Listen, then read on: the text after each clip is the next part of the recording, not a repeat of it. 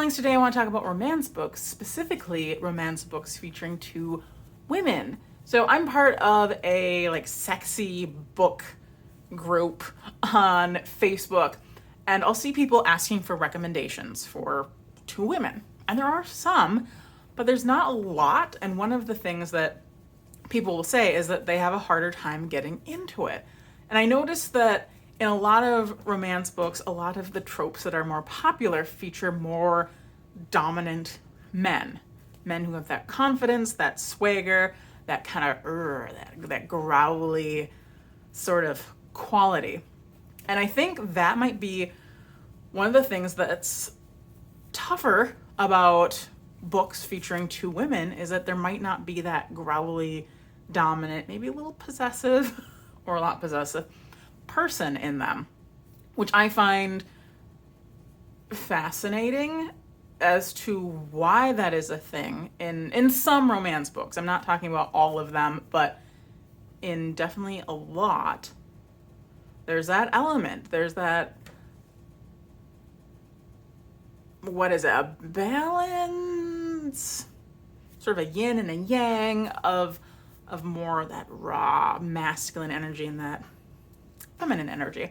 And so I actually just put out a book called Seraph that features a bi girl who is discovering that side of herself. So she's only been with men, but a college friend moves back into town, and suddenly all these feelings come up, especially because the main character is single and the friend is single as well. And so the main character really has to figure out, okay, do I want to find this out about myself? Because the tricky thing is about being bi is that there is some biphobia and some bi erasure. Did I say that word? Wow, I've not heard that word enough. No. Huh. It's been a day.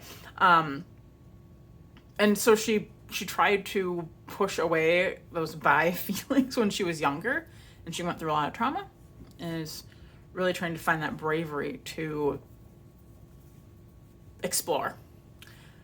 And I think that's a thing that a lot of bi women in particular find happening. I know that happened to me, where when I was younger, I was thinking, am I bi? And then I hung out with a bunch of lesbians. I'm like, oh, they're so awesome. I love hanging out with them. Like, I just love just everything about it. But they would say not so great things about bi girls. And I was like, ooh, do I really want to be something that these women are not a fan of?